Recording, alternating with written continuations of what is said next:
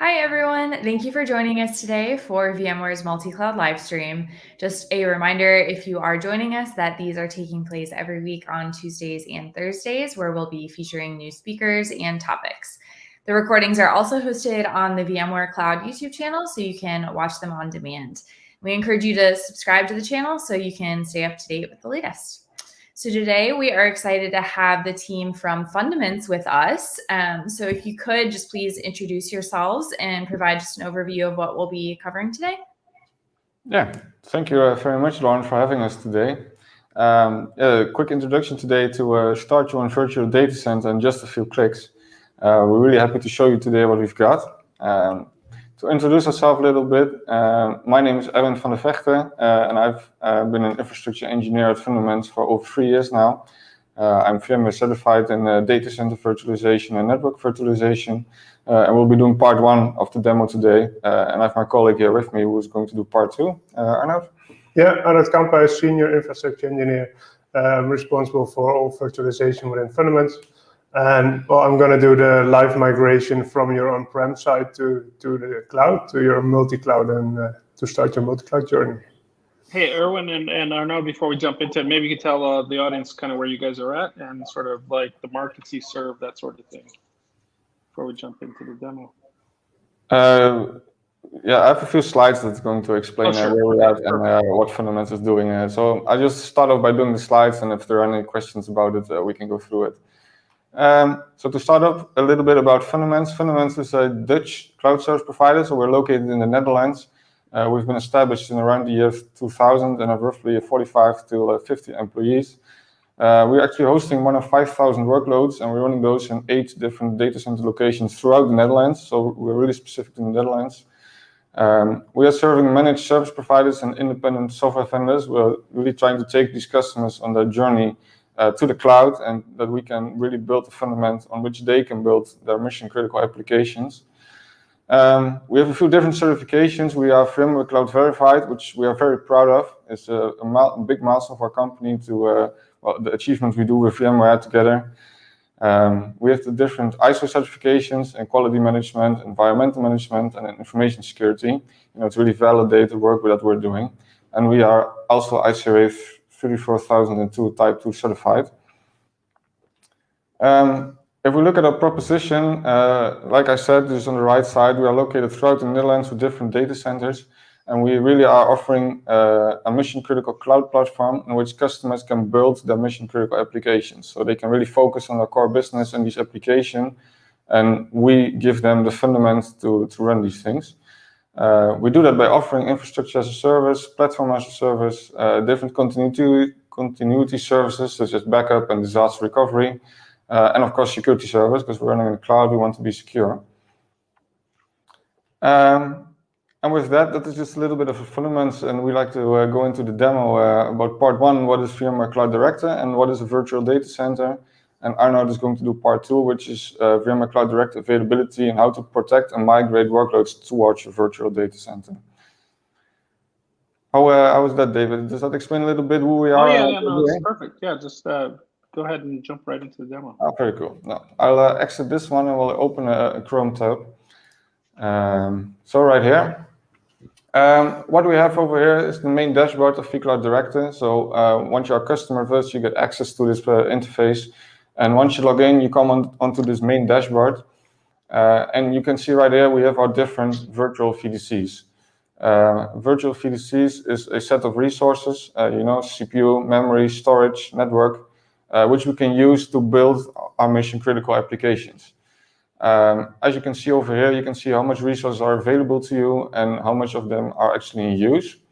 And we offer these to our customers in a pay-as-you-go module, or also known as pay-per-use, which means you can increase these resources as you go. Let's say you want to restore a backup or you want to test something, you can just increase your resources, use them however you like, and then decrease them after you're finished, and you'll only pay for the time that you actually have used them, which is a really good concept to make it really flexible for customers to grow and size the virtual data centers. If I click on this one, I'm just going to go into this one here. We have a few things I want to show you and talk to you about. The first thing is a VApp, a virtual app. is a logical entity within Cloud Director. You can use it to group your virtual machines that are running, for example, a mission-critical application. Let's say you have two web servers and you have a database server. You perhaps want to group them, and you can do different actions to all these VMs together. So let's say we want to shut them down and power them on in a different time. So you first want to start your database, and after 2 minutes you want your web service. These kind of actions you can configure inside your VApp. So it's really good to put different applications together or even separate. It's really useful. If we go over here, we have our virtual machines. So all virtual machines that we are running that are inside this VDC, there's not everything in your account, but in the specific virtual data center will be visible here. I'm not going to go too much into this because these are default VM actions. You can power them on, you can edit them, you can put them on different types of storage, add your ISO if you want to install something, pretty basic everything. One thing I do want to show you though is we have different storage policies. So a virtual machine is using storage. You want to place your hard disk on different types perhaps. And the 3 types that Fundaments is offering are the archive, the fast, and the fast plus tiering as we use them. Well, archive is pretty basic, bulk data that doesn't need to perform. We have the fast storage profile, which is for your general workloads, just for your OS files and all that kind of stuff. And then we have the fast plus tier, which is for your really heavy databases, applications that are very write intensive and need a lot of storage performance. We have the fast plus tier. Yeah.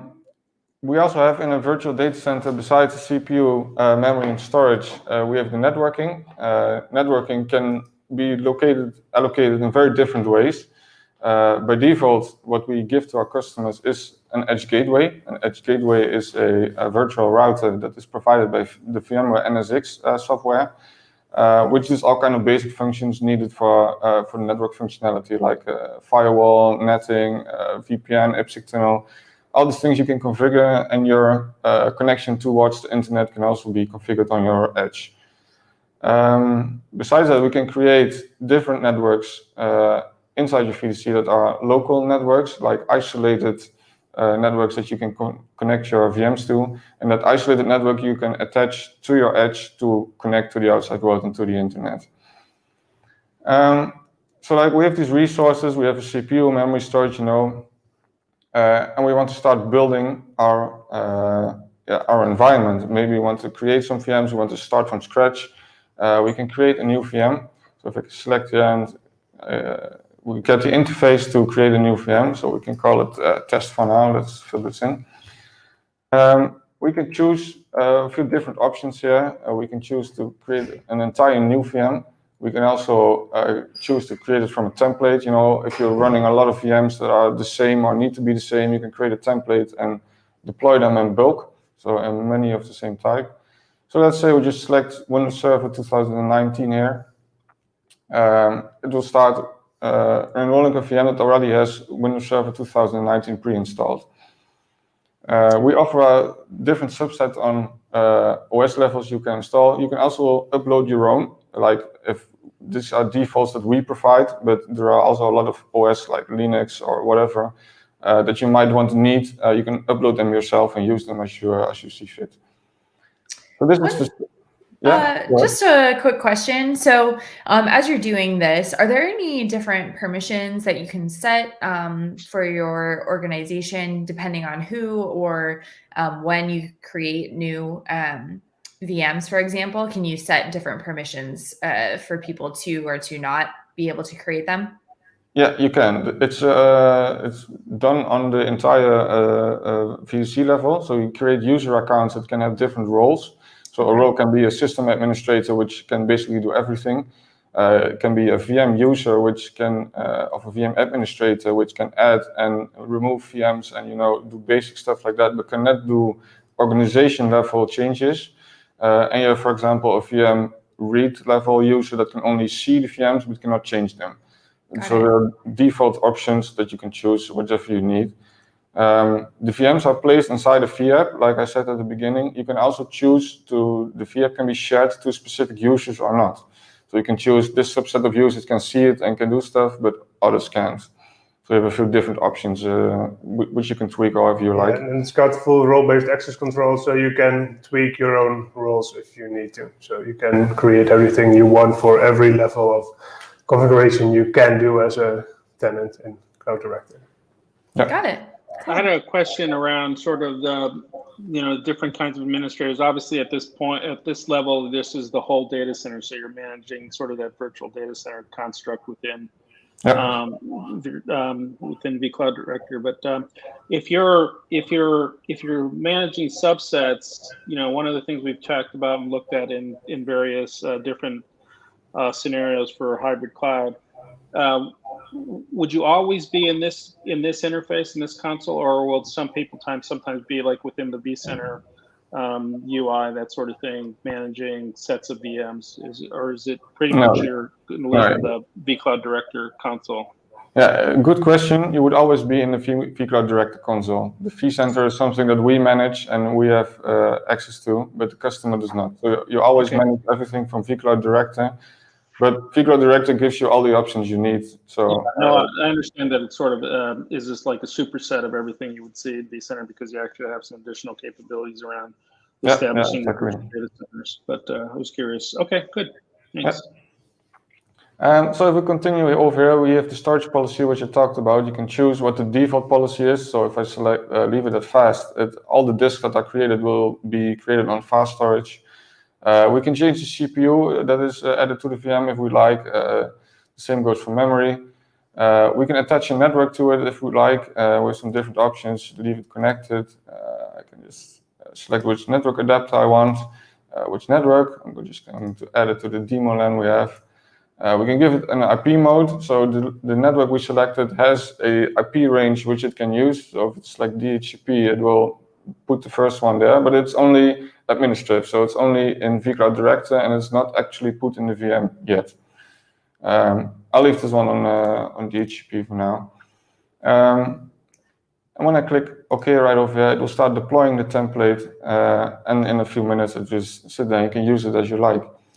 I think that's a little bit for my part. We have the CPU memory storage network thing that's filled the virtual DC.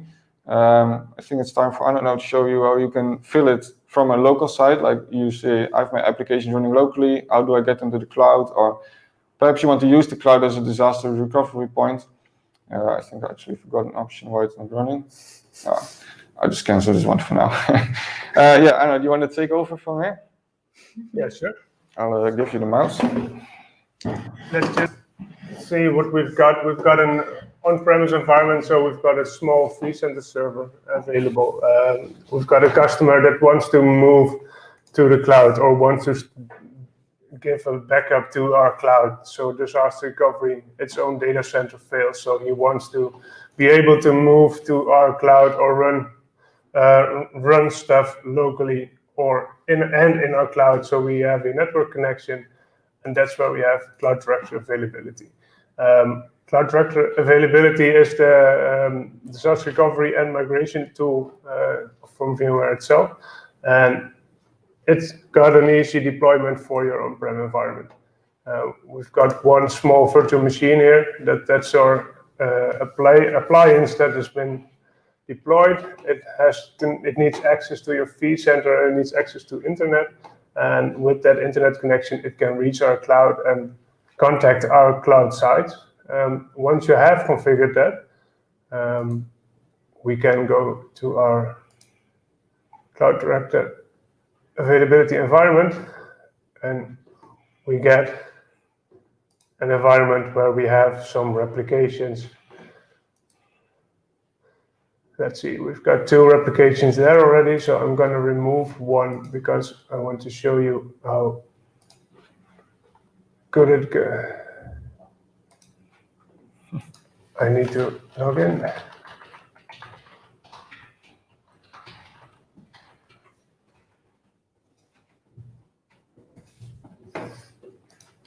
Because we have Office Server 1.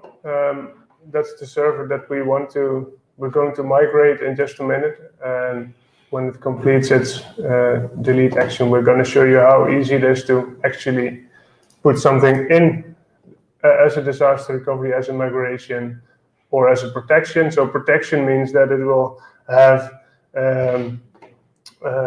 multiple points to select from. So if you can go up to 14 days in your protection and see if you can go back to a protection within that time. And with a migration, you only have 24 hours of data to go back to, and it's a one data set point. So we want to migrate Office Server 2. So we have our own vCenter server available, and where we want to replicate from. And we want to have Office Server 2 in our protection. The virtual data center Aaron told us about, you can select which one you have available within your environment, within your tenant, and select the storage it's going to land on. Oh, click too fast. When we're here, we can exclude disks if we want to. So you have a big logging disk you don't want to have, or the backup disk you don't want to migrate. You can just select one, but we're not going to do that for now. And if you have a backup set or a VM already there that's got the same data, you can configure a seed VM, so you don't have to migrate all the terabytes of data you have, but only a small subset of the data. And once that's done, we can click on Finish, and it'll start configuring your migration. Actually, it'll start moving your data once it's done. And if that's ready, we can show you that it's actually starting to move data to our cloud, because we've been looking at the on-premise side so far. As we can see, it starts moving the data to the other side. And the other side, it's just in the same browser, but it's in a totally different data center. So we are moving data from the east part of the Netherlands all the way to the other side of the Netherlands. So we're going to Amsterdam now. This data center is in Amsterdam. And what you can see here is that we have named disks. Every named disk that is available is one of the migrations that we've seen in this environment. So we've got server 1 and server 2, and we've got 2 disks here. Once you do the migration, it will attach this disk to a virtual machine that it will create, and it will just start the VM, and all your data will be there. Just to show you, we've got the same link here. So we go to availability from the More dashboard on top. And as we can see here, we've got 2 incoming migrations. And as you can see, it's the Office Server 1 and 2. And we can see here as well that it's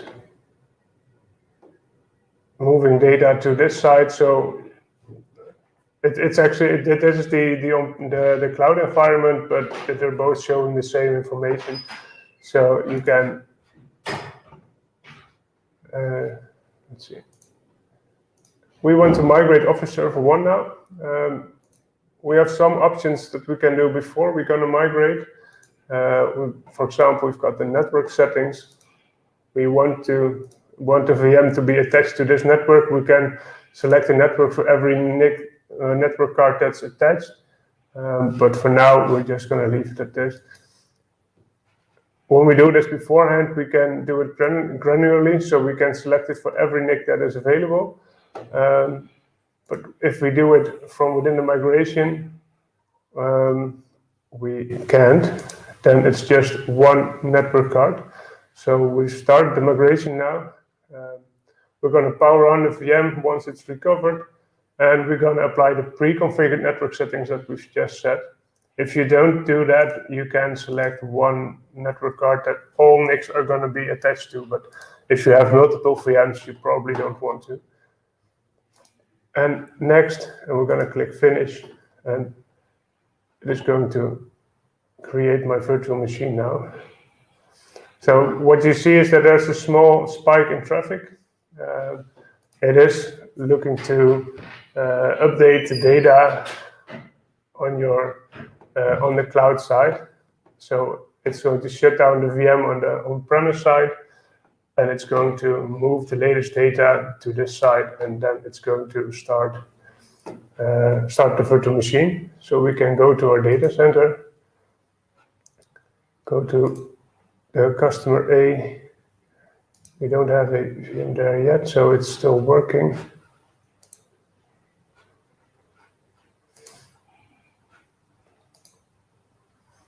It's always the waiting part in demos that's interesting.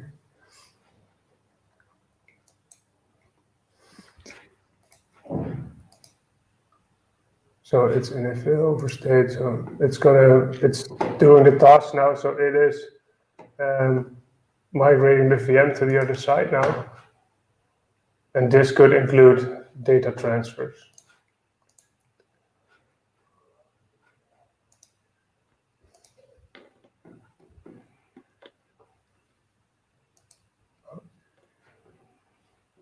So it has shut down the server. And once it's shut down, the data can be, the VM will be started. So as you can see, we're at 42% now. And we're slowly getting there. So just to clarify, this is going from the on-premise environment into the cloud environment? Yeah. Exactly. Okay. And is it possible as well to do from a cloud to a cloud environment or cloud to a prem environment? Are there any restrictions? Well, the only restrictions there are is that for now it's only available for VMware to VMware products. But there is we've shown you on-prem to cloud, but you can also protect your cloud VMs to your on-prem side.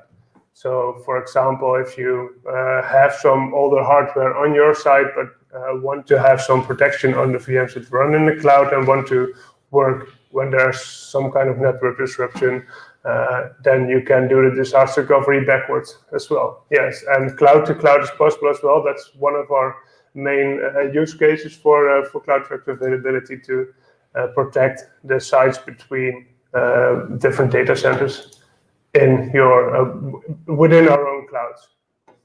Yes. Got it. Cool. As we can see, we've got a powered on virtual machine now.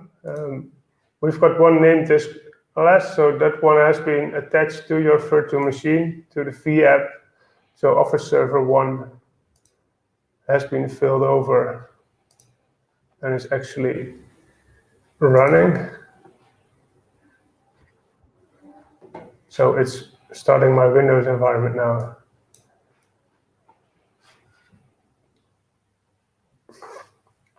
And we've got a successful migration. Mm-hmm.